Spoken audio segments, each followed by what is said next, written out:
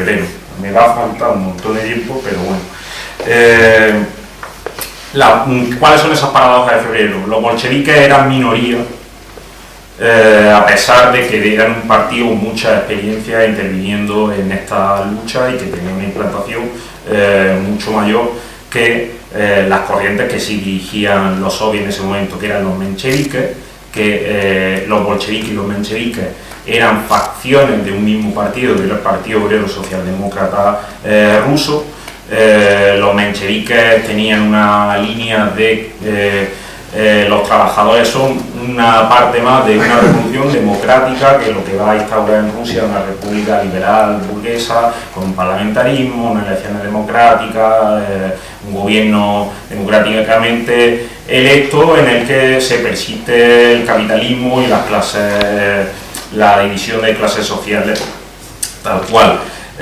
Los bolcheviques iban más allá y decían que los trabajadores tenían que hacer una revolución obrera y socialista. Esto, a grosso modo, era la principal diferencia entre ambas facciones. Pues bueno, los bolcheviques eran minoría frente a los mencheviques y los otros partidos se llamaban socialistas revolucionarios. ¿Por qué eran minoría? Pues como he dicho antes, la mayoría de sus cuadros de dirección estaban movilizados en el frente y otros, como Lenin, estaban en el exilio, que se comunicaban por carta a través de miles de kilómetros. Imaginad la situación.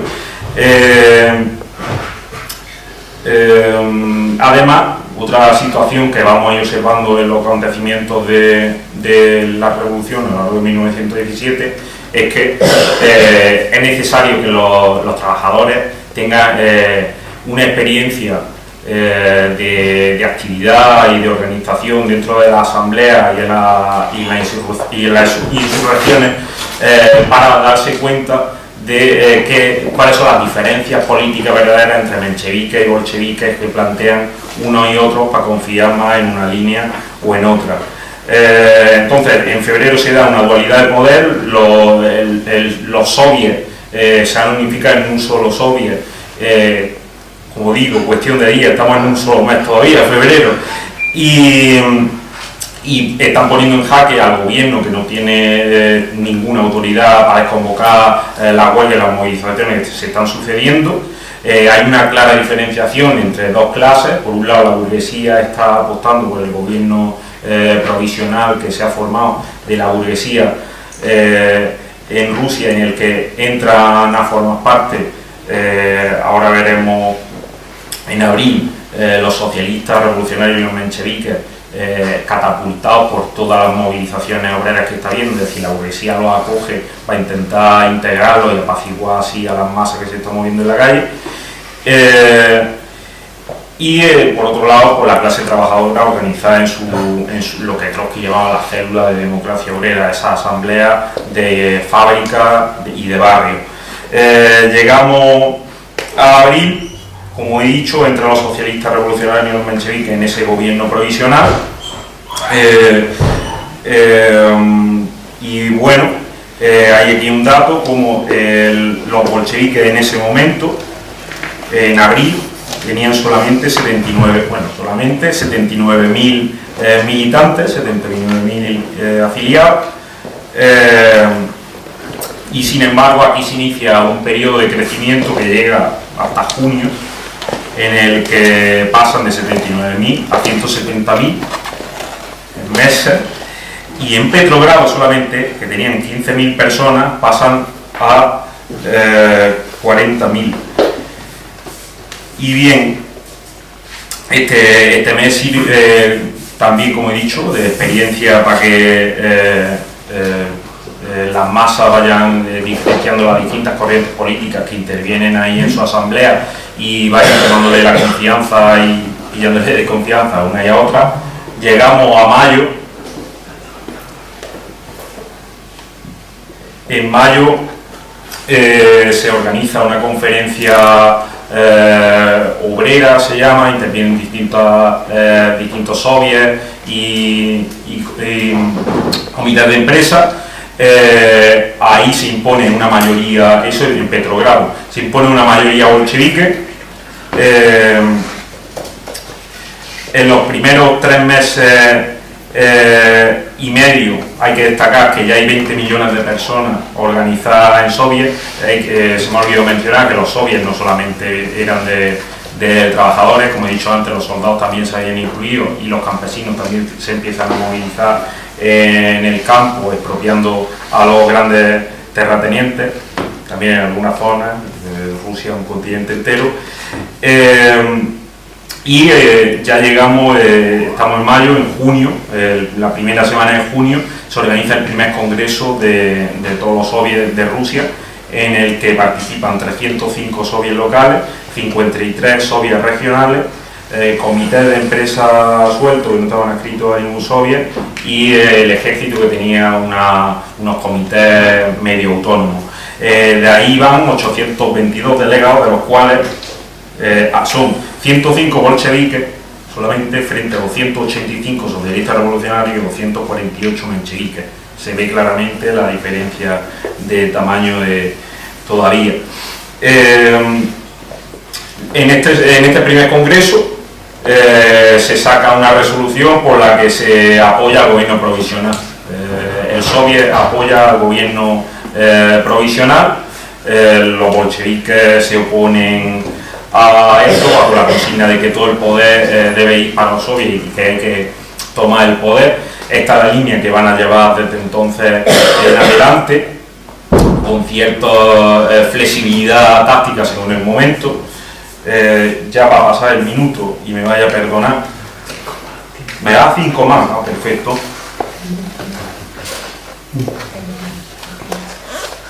En junio, al mismo tiempo, será una conferencia intersindical en Petrogrado, donde los bolcheviques tienen la mayoría también. Ya me paso de decir datos porque esto es un follón de números y vamos, y no vamos a bajar aquí, pero al fin y al cabo tienen la mayoría. Y sin embargo esta conferencia intersindical, si se declara en contra del gobierno revolucionario, ahí valoran los bolcheviques qué hacer. Pues bueno, estamos hablando de cifras de miles de personas organizadas en la conferencia intersindical esta, de sindicatos que no tienen nada que ver con los soviets. Los soviets eran otra forma de organización. Estamos hablando de sindicatos como tal, como los conocemos a día de hoy. Se declaran, van un paso más adelante que los propios soviets, que las propias asambleas de trabajadores. Sin embargo, ahí valoran los bolcheviques que bueno, no es el momento de tomar la ofensiva contra el gobierno provisional, porque las masas todavía siguen con diferentes perspectivas, siguen divididas. Y esto veremos que sucede a lo largo del año esta misma orientación, esta misma táctica. Llegamos a la primera semana de julio, los soldados, algunos han vuelto, la mayoría son hijos de campesinos, han vuelto con un permiso a ver a sus familias, a los pueblos y tal, pero les llaman de nuevo al frente, se acabó el permiso. Se rebelan, hay un montón de focos repartidos por Rusia contra la llamada fila. Y el gobierno provisional, ya en ese momento bajo la presidencia de Kerensky, que era socialista revolucionario, restituye la pena de muerte, que en ese momento se había paralizado, estaba derogada, reprime fuertemente todos los focos insurreccionales. Y los bolcheviques, que eran los que estaban dirigiendo esta revuelta, pues toda su dirección encarcelar, entre ellos Trotsky, que era el líder militar. Y aquí sí que voy a ser un poco rápido, porque aquí ya llegamos al verano. Entre finales de julio y septiembre hay un intento de golpe de estado militar por un militar que era representante de un partido que se llamaba los Demócratas Constitucionales. Era un partido de la burguesía liberal que quería arrebatar no solo el poder sino la hegemonía a los soviets de manera de una represión física, sino que además desconfiaba de sus propios socios del gobierno provisional.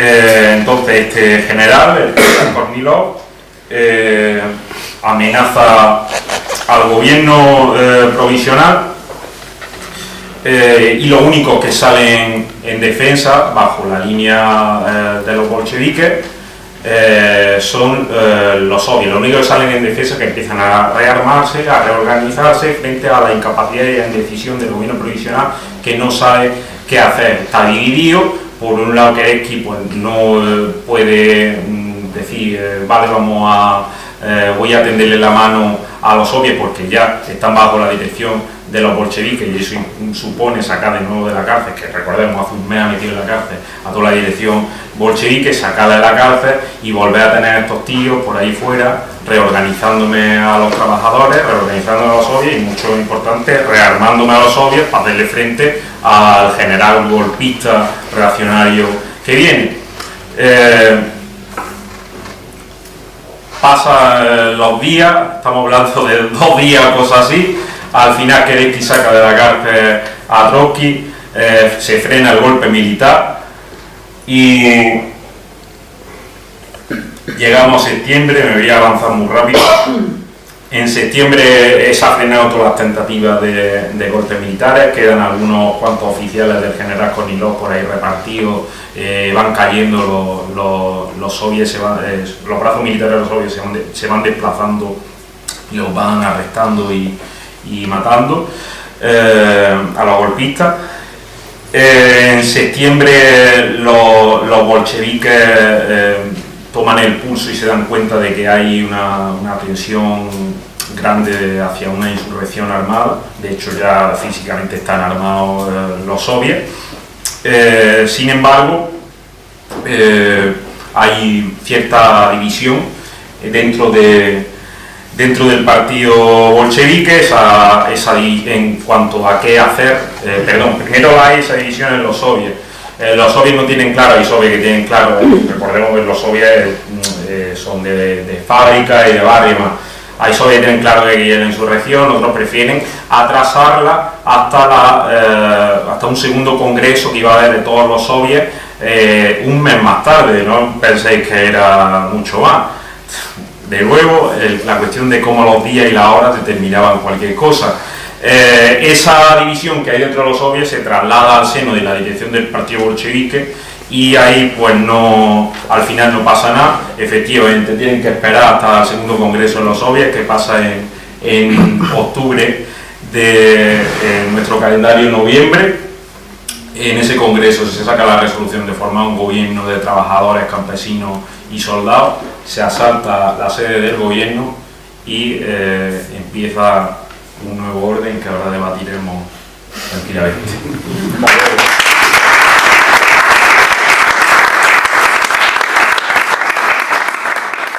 Muchas gracias, Alberto, por su intervención, y ahora empezamos el debate.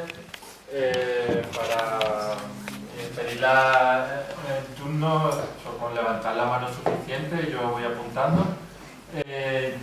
Las intervenciones, como mucho, intentar que sean, unos 3 minutos aproximadamente, aunque se puede ser flexible, pero que no sean largas. Bien, pues, Nico. Sí. Hay una fábrica legendaria en la Revolución Rusa, la fábrica Putilov, en Rodogrado. Es la fábrica más grande, súper moderna, que dentro de un país que era lo contrario de lo moderno. Al mismo tiempo que la mayoría de los campesinos sí tenían un buey, tenían suerte, tenían herramientas de madera. La fábrica Putilov es la más moderna en Europa. ¿Por qué así funciona el capitalismo y la globalización desde entonces? El capital financiero o no solo financiero que entra en Rusia crea lo más moderno dentro de un desierto de economía. Estos obreros y las obreras de Putilov son una clave. Cuando se mueven, ganan todos. Cuando no se mueven, pierden todos. Nuestro Putilov hoy son los estibadores. Tenemos que... La lucha de los estibadores es una lucha para todos y por todos. Y tenemos que tenerlo en cuenta. ¿Por qué los obreros de Putilov tenían tanto poder? Primero porque estaban organizados. Tenían experiencias de lucha. tenían tanta experiencia de lucha de antes que no habían atrevido el Estado a machacarlos. Ni siquiera mandarlos al ejército, a la guerra. ¿Por qué no iban los obreros de Putilov a la guerra? ¿Por qué no los necesitaban? Porque sabían controlar la maquinaria. No podían echarlos para poder poner otros en la fábrica. Los necesitaban ahí, los necesitaban. Esta experiencia, esta organización, este papel en la economía es lo que nos convierte en un clave. Esto significa deberes para nosotros hoy. La revolución no lo hablamos para algo que va a pasar en un futuro que no lo sabemos. Si va a pasar o no va a pasar, tiene que ver con qué fuerzas vamos a llegar ahí. Vamos a llegar con nuestros Putilov organizados. Si pierden los estibadores, vamos a perder todos. Si ganan, vamos a ganar todos. Y para eso tenemos que prepararnos y organizarnos, contestar todas las mentiras que vienen desde arriba.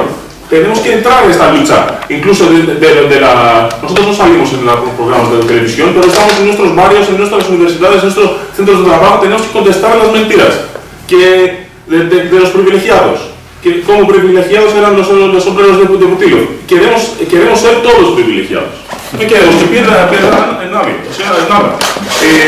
Segundo, vamos a ganar todos, va a ganar la economía en general por la liberalización de los puertos. ¿Quién va a ganar? Las multinacionales van a ganar. Las multinacionales van a ganar. No solo las multinacionales que van a controlar los puertos, pero las multinacionales en general. Porque su trabajo hacen los estibadores. Sin los estibadores, el señor Amancio Ortega no puede traer sus telas para hacer lo que está haciendo. Ni las importaciones ni las exportaciones. O sea, trabajan para ellos y lo saben, o sea, tienen poder. No pueden hacerlo de otra manera. En los periódicos estaba leyendo hoy unos capitalistas que dicen sí, así las exportaciones vamos a hacer de otra manera. ¿Qué? Con camiones. ¿Por qué no lo hacéis con los camiones? Porque es caro. Sí, porque es caro. O sea, los necesitáis y así va a ser. Va a ayudar la economía. Yo soy de Grecia y sé qué significa Costco. Primero, liberalización, o sea, mercado libre. ¿Qué mercado libre? Una empresa estatal es Costco. Un Estado ha venido a controlar. Han liberalizado los aeropuertos en Grecia, también los pequeños, y ha venido Fraport. Fraport es la empresa del aeropuerto de Frankfurt. No es un mercado libre, una fantasía, son estados que son grandes empresas y lo único que hacen es que hacen las condiciones de trabajo peores para todos. O sea, no tienen que ganar nada de estas cosas si pasan, todos tenemos que encontrar maneras a organizar, a explicar a nuestros compañeros qué pasa con esta lucha y encontrar maneras a estar a su lado para que triunfen. Termino una cosa. Pueden ganar, esto es otra parte del argumento. Pueden ganar, lo explicó el compañero, esta es una lucha muy larga, no es de ahora. O sea, y tienen experiencia. Y el fracaso del decreto en el Parlamento creo que tiene que convertirse en una bandera para todos los trabajadores, que podemos hacerlo, podemos rechazar todo lo que intentan en su Parlamento con sus decretos.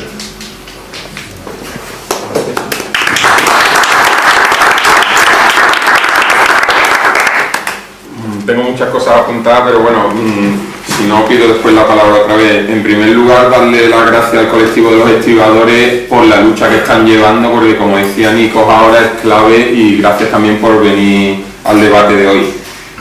La verdad es que el debatir sobre el papel de la clase trabajadora ahora creo que es clave, porque estamos en un momento en el que la situación está cambiando a nivel internacional, está cambiando dentro del Estado español y mucha gente en los últimos años ha puesto la esperanza en el ciclo electoral. Hemos visto las limitaciones que tiene.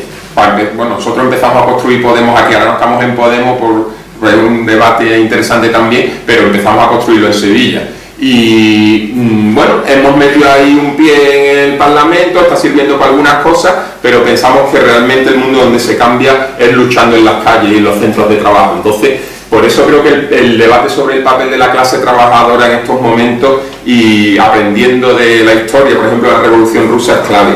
Hay gente que dice que la clase trabajadora no existe o que la clase trabajadora no tiene fuerza. Yo a esa gente cuando debato con ellos les digo, oye, ¿recordáis cuando hubo la huelga de recogida de basura en Sevilla? Porque la gente se cree que la basura se recoge todas las noches sola, se va dando la bolsita. No, entonces el colectivo, por ejemplo, de recogida de basura lo ha demostrado en muchísimas ciudades durante la crisis, ¿no? Como se han puesto en huelga y han parado los recortes en gran parte que le venían, porque también son un colectivo clave que recoge la basura, ¿no? Y que limpia las calles. Entonces, yo creo que la clase trabajadora, por supuesto, existe, y no solo que existe, sino que es más grande que nunca antes en la historia de la humanidad, y además está más interconectada que nunca antes. Por lo tanto, las posibilidades objetivas para una revolución internacional liderada por la clase trabajadora existen. Ahora, a nadie se le escapa que los capitalistas continuamente intentan dividirnos, intentan precarizarnos, y frente a esa precariedad y esa división, pues desde el sindicalismo tenemos que plantearnos maneras alternativas, o bueno, yo creo que pocas cosas se pueden inventar. Por ejemplo, la organización de los trabajadores precarios de la hostelería, que lo estamos intentando hacer en el SAR aquí en Sevilla o en Granada, que hay ahora mismo una campaña muy buena, a nivel territorial, porque ya que estás dividido en pequeños centros de trabajo, pues entonces vamos a organizarnos a nivel territorial. Por ejemplo, todos los trabajadores de la restauración de la Alameda, donde hay mucha precariedad, vamos a organizarnos en una asamblea de territorio. Bueno, eso ya se hizo en la Comuna de París en el siglo XIX. Entonces, yo creo que por ejemplo, frente a la precariedad y a la división de la clase trabajadora, creo que nos dieron un muy buen ejemplo de lucha la huelga de las escaleras, de las subcontratas de Movistar. Cómo pusieron pie en pared y dijeron, yo vamos a parar ya porque nos estáis ya precarizando unos niveles, ¿no? Y frente a ese sector de la clase trabajadora más precarizado, más dividido, están sectores claves en la economía y clave porque nos enseñan una forma de luchar y una cultura de autoorganización como son los estibadores, ¿no? Entonces, por eso es muy importante que la liberalización no llegue a la estiba. Ojalá mi sector estuviera tan organizado como están los estibadores. Son un ejemplo, ¿no? Y la clave para ir más allá es, yo creo, pasar de las reivindicaciones económicas a las reivindicaciones políticas. Y ahí lo vemos en la Revolución Rusa, cómo empieza por que no nos pagáis porque no nos pagáis los puntos y las comas en 1905 y acaba en 1917 haciendo una revolución y cambiando el gobierno y tomando el poder los trabajadores, aunque después se jodiese todo con el estalinismo, la contrarrevolución estalinista. Entonces, los estibadores también nos dan un muy buen ejemplo de cómo se puede pasar de reivindicaciones económicas a reivindicaciones políticas en un colectivo bien organizado. Por ejemplo, los estibadores en Estados Unidos, cuando empezó la guerra de Irak, en la costa oeste cerraron todos los puertos.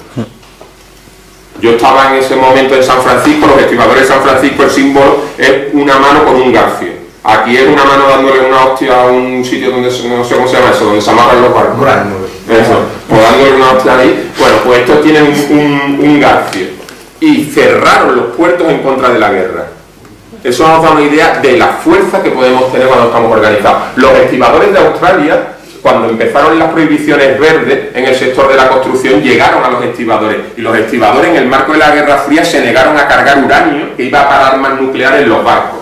Los estibadores en Bilbao, en los años 80, se negaron a descargar componentes de la central nuclear de Lemoiz. Hicieron una prohibición verde en contra de la central nuclear. Entonces, son un ejemplo buenísimo de que cuando la clase trabajadora estamos organizada y tenemos fuerza, podemos pasar de reivindicaciones económicas a reivindicaciones políticas. Por eso, si aquí a alguien se le ocurre romper la huelga de los estibadores, no sé, me viene a la mente el tema de los controladores aéreos, cómo metieron al ejército y hicieron que manejaran las máquinas con pistolas en la cabeza. O sea, yo creo que aquí, si empieza la huelga de los estibadores, tenemos que a lo que digan los compañeros, por supuesto, y si hace falta bloquear los puertos en la entrada y en la salida, de ahí no sale nada.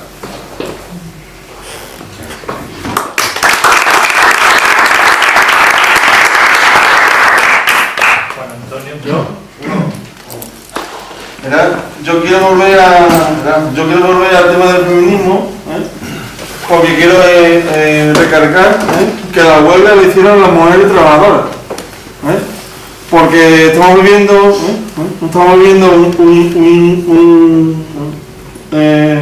un feminismo burgués, que nos dice que la Clinton, como mujer, pues cuando llega al poder,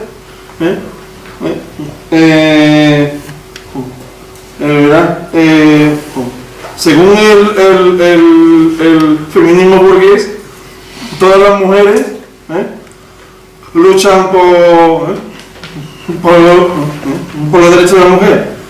Lo que es falso, porque solamente la mujer trabajadora pues es la única que puede cambiar la situación. Y lo que nos enseñó la Revolución Rusa es que el feminismo es la igualdad de los hombres y las mujeres, porque cuando las mujeres trabajadoras de clase obrera se pusieron en huelga, pidieron la ayuda de los hombres. Y entonces Kollontai, que es una revolucionaria rusa, dijo que para la lucha obrera es muy importante, como es un pilar fundamental con la lucha del feminismo, pero entendido de las mujeres trabajadoras junto a los hombres trabajadores. El día 8 de marzo se consiguió, porque fue, se consiguió una huelga de mujeres, pero eso fue posible fuera parte del TRAN, porque en Sudamérica, que nos dicen que es un sitio machista, muy atrasado, pues hay un movimiento feminista de izquierda, se llama Ni Una Menos, que nació en Buenos Aires, y ahí las mujeres se pusieron en pie de guerra, y dijeron que estaban en contra del machismo, querían mejoras sociales y volvieron a pedir a los hombres su ayuda. Y la fuerza esa fue la que consiguió la primera huelga, de mujeres. Ya está. Y nada, recordar eso, que uno de los pilares de la lucha obrera es el feminismo. Ya está.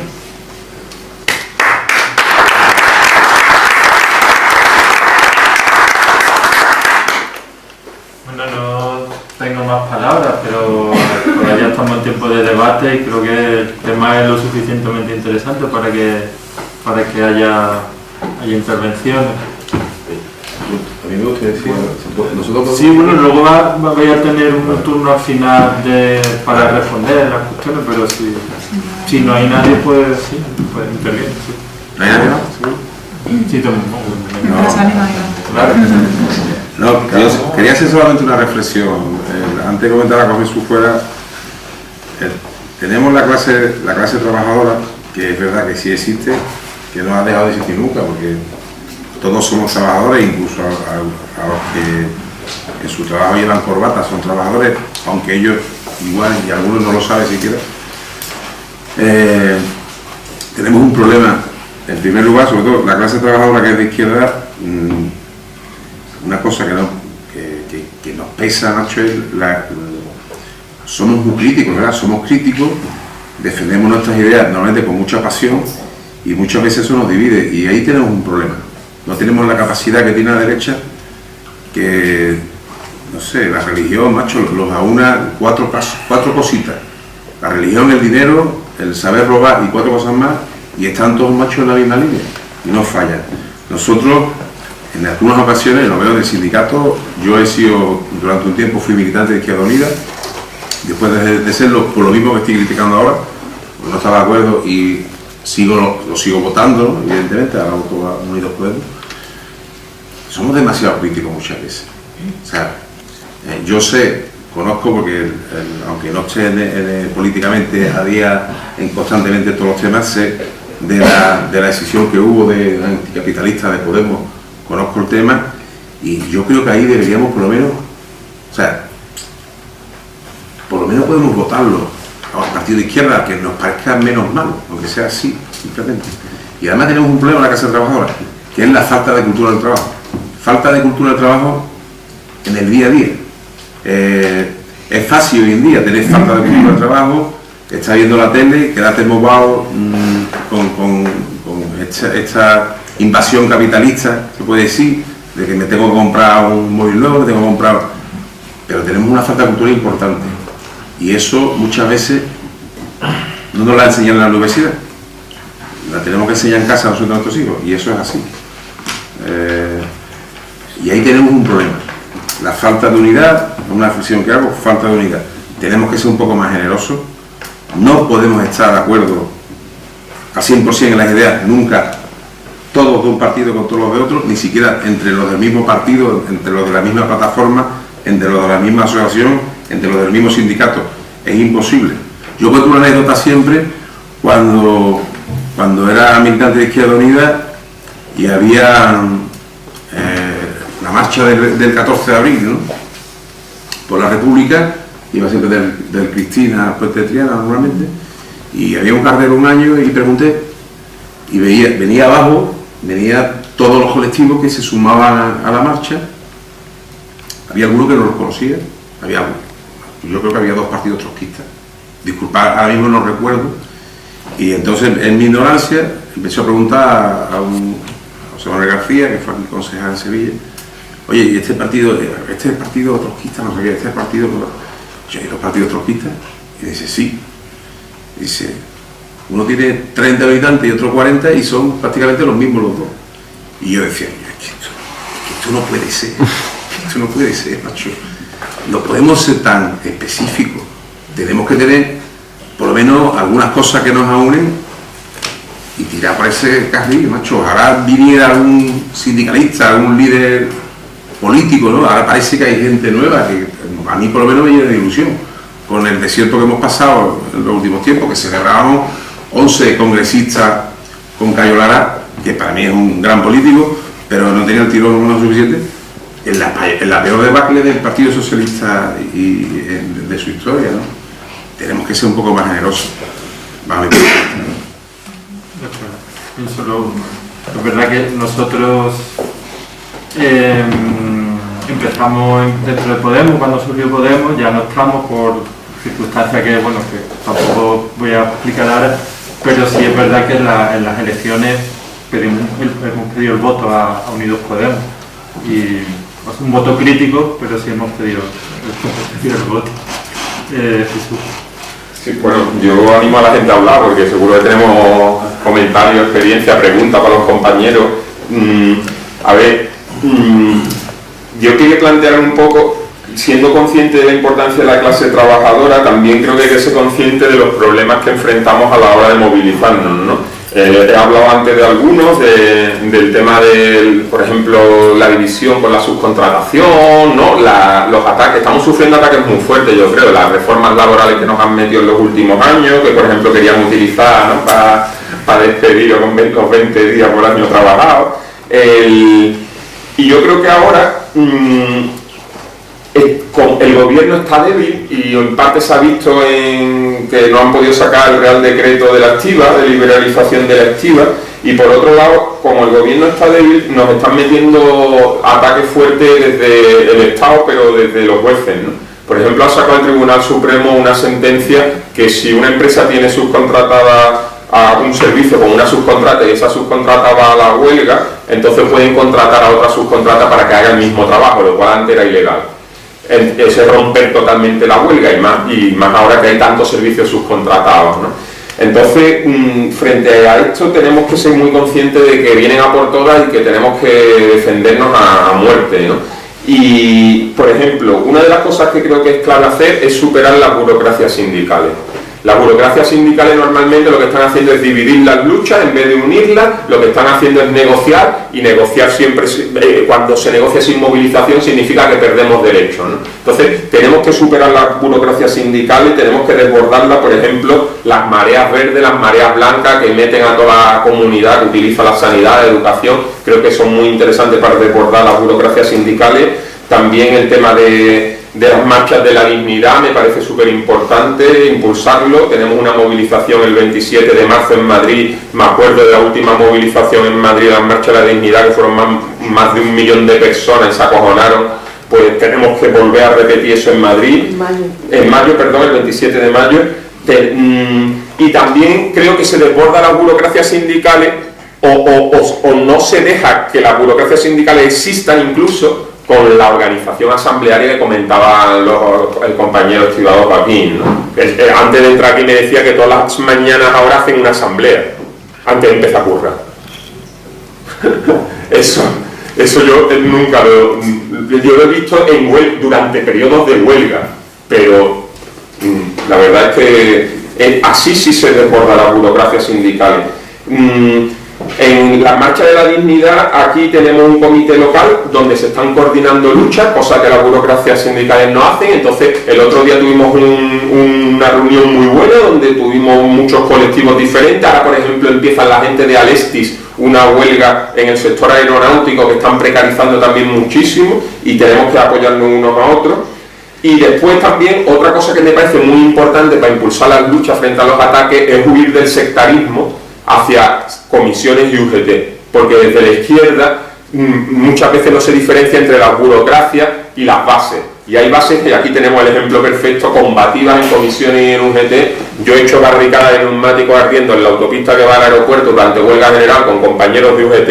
Entonces tenemos que huir de ese sectarismo. A mí me parece que la diversidad en la izquierda es muy positiva, me parece que la diversidad es siempre positiva y el debate es muy importante, pero también me parece clave que tenemos que luchar y golpear juntos. Entonces, a mí no me parece malo que haya muchos grupos de izquierda, todo lo contrario, me parece bueno, siempre que debatamos fraternalmente, huyamos de los sectarismos y golpeemos juntos.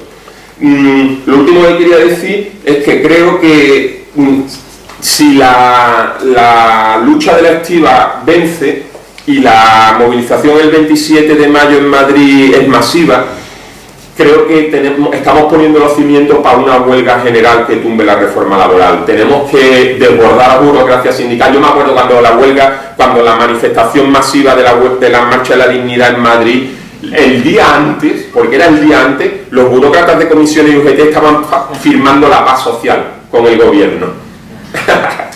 La semana antes. Entonces se quedaron desbordados y eso se fue al carajo, ¿no? Entonces creo que si vamos venciendo, estamos poniendo los cimientos para lo que necesitamos, que es una huelga general con un objetivo muy claro, y es tumbar las reformas laborales del PSOE y del PP.